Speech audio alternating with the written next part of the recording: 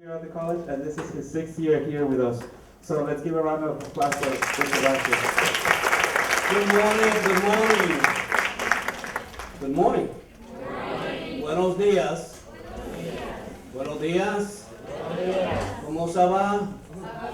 Se ve bien. Okay, well, I'm glad to see all of you here today, bright and cheery on a Monday morning. What a way to start the week. Let me begin with just a very brief personal note. Just for the record, I am not Cuban, but I was born in New York City from two Puerto Rican parents.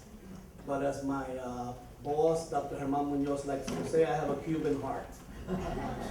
And also because I have three people that I historically look up to, and one of my heroes is Jose Marti. And although I am not Cuban, I have Cuban family. Some of my family came to the U.S. on escape on boats in the early 1960s. The other part of my Cuban family came during the Vuelo de la Libertad in the mid-1960s. And as a historian, I've studied American history, particularly from the perspective of immigration, and that has led me to, among other things, read a lot about Cuban history and about the Cuban community in the United States. Now, Operation Pedro Pan is the name given to an effort that led to the exodus of more than 14,000 Cuban children, ages approximately 6 to 16 years old, to the United States between December 1960 and October 1962. Operación Pedro Pan represents the largest exodus of children in the history of the Americas. Cuban parents, especially those involved in the underground movement resisting the Castro Revolution, feared that they would lose their children to the state and that they would be brainwashed by the communists. And so one of the underlying things, and what I'm going to do this morning, is just outline a few of the themes, and as you can see, there are going to be other events on this experience, but I hope it will interest you to find out more. One of the themes running through the experience of Operación Pedro Pan is the struggle between who knows best, or who knows what's best for children, parents or the state, and who intervenes when and where. The overarching theme of Operation Pedro Pan was that it occurred during the Cold War, a period of great tension between the Western democracies, namely the United States, among others, and the worldwide communist movement led by the Soviet Union. In the 1950s and 1960s, the United States was involved in an intense Cold War. That means not actively fighting, but indirect by proxy with the Soviet Union, in which they not only struggle for territory and military might, but they also struggle over ideas about government, society, and individuals. And so what was at the heart of this conflict, for those of you who are in my world history class, and we will be talking in a few weeks, is in this post-World War II period where you have these two superpowers fighting for domination, and it was largely a fight over ideas and control of territories, which situated Cuba in the 1950s and 1960s in that struggle. The Pedro Pan experience, which is about a 2-year period, occurred in 2 stages. The first stage was at the beginning in December of 1960 through the Bay of Pigs invasion of 1961. And for those of you who are unfamiliar with this period, when the Castro Revolution triumphs in January of 1959, shortly thereafter, a resistance began to organize itself. And in part, that resistance came from outside of Cuba through the organization of a group called La Brigada 2506, which led an invasion that was supposed to meet up with a local uprising in April of 1961. Concerned with the safety of men, women of the underground movement, That is, those living in Cuba at the time who were actively trying to organize against what they saw was a turn of the revolution from its democratic roots to something more eerie and of serious concern, is why this invasion takes place in 1961. Now, the Operation Pedro Pan begins with about 200 visas, but they could not be used because of the break of diplomatic relations between the United States and Cuba. But the United States government granted a priest in Miami permission to waive visas for children under 16, and during this time about 500 children arrived. I'm not sure when exactly it was, but I know that our president, Dr. Rolando Padron, and his brother were part of the Pedro Pan operation. Then from the Bay of Pigs invasion in 1961 until the missile crisis of 1962, the number of children that came through this process, which is the bulk of the 14,000, came to the United States. Operación Pedro Pan comes to an abrupt end in 1962 when the U.S. closes immigration from Cuba until 1965 when Castro announces that relatives living in the U.S. could claim family members at the port of Camarioca. Now, the Cuban Revolution, as I mentioned, triumphed in 1959. It had been waged as a revolution to end the violence and corruption of the Fulgencio Batista regime. But by 1960, for many Cubans, they began to realize that the overthrow of the Batista dictatorship with its democratic undertones was quickly moving towards another form of dictatorship, this time of a more totalitarian version which planned to supplant any form of democracy with a centralized state formation, the quintessential communist state, like that which existed in the Soviet Union. The Cuban underground was aided by the United States and the Central Intelligence Agency, which quickly realized that the movement of the regime in Cuba was of a communist nature only 90 miles away from the U.S. shore.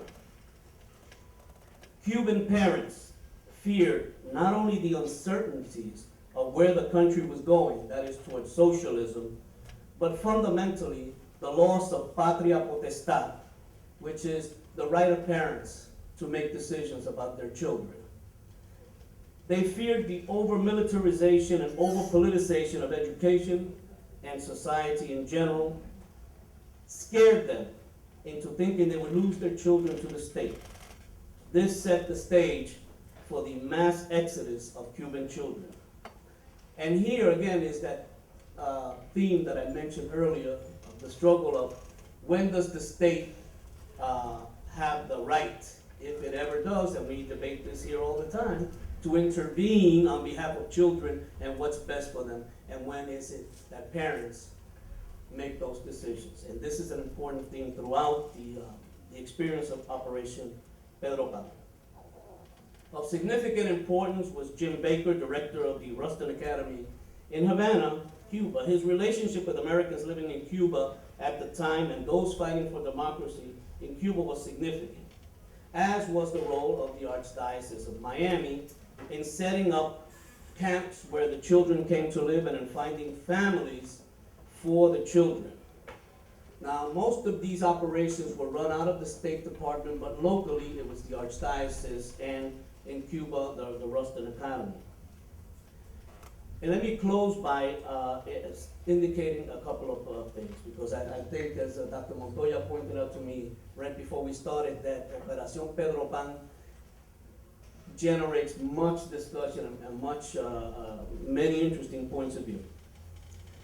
One of the things that struck me, as did Professor Angie, is that as someone who has studied, a non-Cuban studying Cuban history, is that Operación Pedro Pan is probably the least known of the exile movements out of Cuba in the middle to the latter part of the 20th century. And one of the reasons for that is because in October 1962, American spy planes found, by pictures that they took, that the Russians were building, with the Cubans on the island, missile sites. This provoked 10 days of intense tension where the United States actually ordered a blockade of Cuba and brought us to the brink of nuclear war.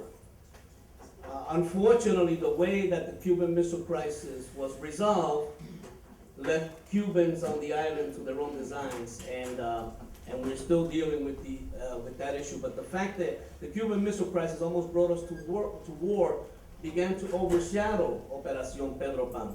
And then, as I mentioned, in '65, with the beginning of the exodus of another group of Cubans, and what were called then the Liberty Flights, where some of my family came to the Mariel Bowliff in 1980, all of these waves of Cuban emigres have sort of piled on Operación Pedro Pan, but I am really happy that not only the college, but the social science department is helping in rescuing this important event that occurred 50 years ago. Another theme, and I'm just going to mention this because I found this in the literature, I'm always fascinated, is that part of the overshadow of the experience has been the role of women in the underground movement and in organizing the Pedro Pan operation. And this, ladies and gentlemen, tends to happen in history, that the roles and the participation of women get to generally are overshadowed, and that is something for future historians to look at. But in the end, it's a compelling story of politics, children, fear, and love. The Castro regime still hides the reasons why so many Cuban parents feared the regime, including, but not limited to, religious persecution, summary trials, and the execution of young men.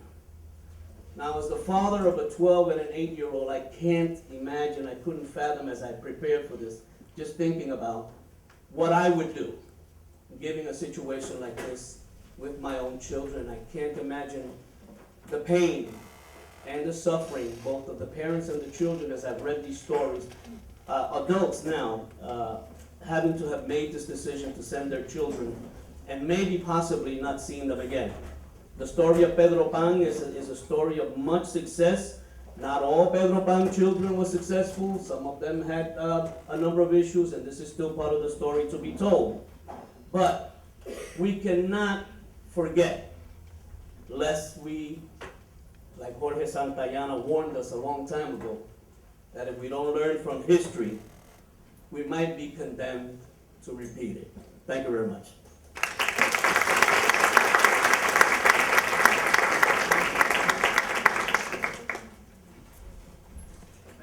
Dr. Vazquez, that was a great presentation. Now we are going to hear from Dr. Rolando Montoya, who is the college provost.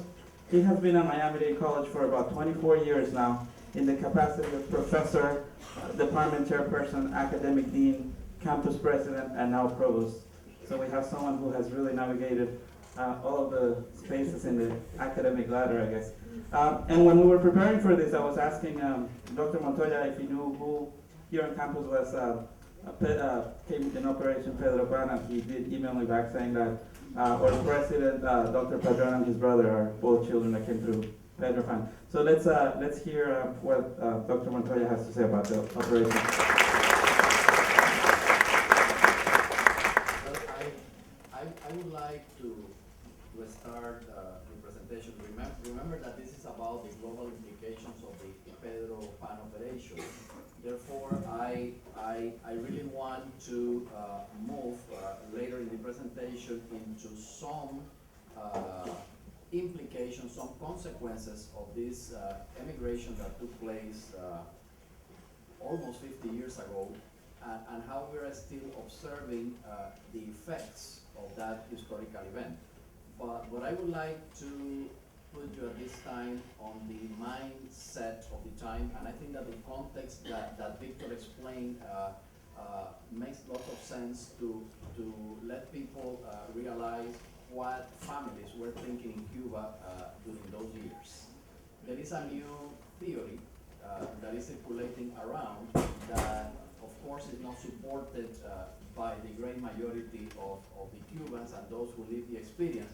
But now there is this theory that the government of the United States, the CIA, created all these rumors of radical treatment of the youth and taking the children from the parents to create paranoia among the Cuba population in order to witness the strength of the communist government that was very weak at that time, and if it wouldn't have been because of the failure of the Bay of Pigs invasion, probably we wouldn't have a communist country in there. But that is very, very far away from the truth. Let's start by saying that taking children from the parents is something that has happened historically.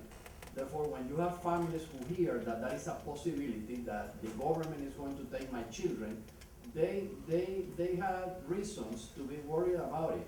If you just go to all history, remember that the Spartan society in Greece would take the children from the parents since they were 6 years of age, and they were raised by the government, by the state, in order to prepare them for war. It was a very, very structured military type of society. And if you look at the last days of the Second World War, the Nazis, in the middle of desperation, having to protect such a big territory and lacking sufficient men, they were recruiting young teenagers, boys who were 12, 13, 15, to participate at the war. When the Allies were taking Germany, they noticed that the last armies that they had to combat were really practically children that had been taken by the Nazi government to enter into this task. And if you read the newspapers or listen to the news, you know that in Africa, many of the warlords also take children from the family and prepare them for the guerrilla movement and to all these things, the only things that you read about what is happening in that continent. Therefore, you are not to get surprised about the idea that a government is going to go to families and take the children and to use those children for indoctrination or for political purposes or violent purposes, because this is something that has been observed in history many, many times, and we continue observing it today. Then the conditions in Cuba were very difficult because you had the systematic arrest of people, the summary trials, or sometimes not even trial, and then they were sending people directly to the fire squads. And then you saw the expropriation or nationalization of all the private and religious schools. Therefore, they were really interested in intervening at every single level of the educational process. And of course, the expropriation of private property at every level. But simultaneously, when you live in your neighborhood and you notice that in every single block they are selecting a house and a family to be surveilling everybody else who lives in that block, then a level of terror, a level of paranoia is developed. Therefore, you can't believe everything. Then when the rumors started circulating that the next stage in the revolutionary process was that the state was going to take care of the education of children, and at age 5 or 6 they were all going to be in the hands of the state, and they will be sent to this type of centers, and they will be participating in agricultural work, etc., the families were really terrified about that. And that's what prompted the exodus of 14,000 children in the way in which it happened. And you need to imagine what was passing in the minds of these families when they made that tough decision of sending little children who were 6, 10, 12, 13 to the United States without any member of the family accompanying them. Now, there were other factors that probably motivated parents to make the decisions that they made. There were many people at that time during the early years of the revolution that thought that the revolution was going to collapse and that was not going to last. Therefore, even if they had to send the children, it was going to be for 6 months, it was going to be for 1 year. They could have never imagined that 51 years later, the revolution is still in power with the same individual who was in power on day one. Therefore, it has been the longest government in history that we have observed there. And also the fact that the Catholic Church was one of the organizers of this exodus gave trust to the parents. They knew that the children were going to be in good hands. And then, if everything would fail, they knew that they would go to exile to join the children. And actually, that's what happened. The great majority of the parents eventually were able to exit Cuba and reunite with their children. Of course, some of them had waits of 3, 4, 5 years and even more, but there were many happy encounters between the children and their parents. Now, what are some of the implications or the effects that are global? In other words, that go beyond Cuba or go beyond Miami, that we have observed in some way triggered or influenced by this particular exodus. Well, let me tell you, the size, the Cuban exile is very large. There are all sorts of estimates. Some people say that it might be 1 million Cubans, 1.5 million. Remember that the island at that time has about 9 million inhabitants. Therefore, we are talking about probably 10% or more of the population that decided to exit the island or had the opportunity to exit it. But when you send 14,000 children out of the country, and then people start realizing that this revolution is not going to collapse, that it's becoming stronger, and this is going to be for the long term. You can imagine the motivation for all those families to exit the island and to come to the United States to be reunited with their children. And I'm not talking only about the parents, but think about the grandparents and others who also wanted to follow. Then, in my opinion, one of the initial effects is that the size of the Cuban exile became larger because of the Pedro Pan operation. Definitely that contributed to its size. And when you have such a big immigration of Hispanics into Miami, of Cubans into Miami, that changed permanently the lifestyle of this city, the culture of this city, the characteristics of this city. Miami was simply a touristic city that was very quiet during the summer time, and you had only the how do you call it, the winter birds or snowbirds who used to come from New York, Chicago, and so on, escaping from the cold temperatures and trying to enjoy Miami Beach, etc. But the type of viable, sustainable, large city that we have today, with educational institutions, with business and industry, as you know it today, didn't exist. And I would say that big exile is one of the factors that had an effect. But think about this: Miami at the beginning basically had the Cubans and a few Puerto Ricans who were also living in this area. But once that Miami became a more Latin American city, that opened the doors for the massive emigration that we observed from the 21 Latin American nations into Miami. Miami is a place that is full of Colombians, Venezuelans, Nicaraguans, Salvadorians, Guatemalans, Panamanians, Peruvians, etc. And that wasn't the case. I think that initial massive Latin immigration into the city created the necessary atmosphere, the invitational atmosphere for the other Latin Americans coming to this city that is basically the gateway of the Americas. Now, another important effect is that in those years, the 1960s, the 70s, and the 80s, multinational American corporations were expanding all around the world, including Latin America. But by that time, you had in Miami a base, not only Miami, in the United States, a base of young, bilingual professionals, many of whom were these 14,000 kids who had come as children, but then completed their high school and then went to college, etc. And they were able to speak well both English and Spanish. And as you see the large American corporations Procter & Gamble, Colgate-Palmolive, Pfizer, Merck Sharp & Dohme, Firestone, etc., opening branches in all Latin America. They, of course, sent American executives for the ranking positions in those companies all across Latin America. And who were they? The young Cubans who had been educated, or they had gotten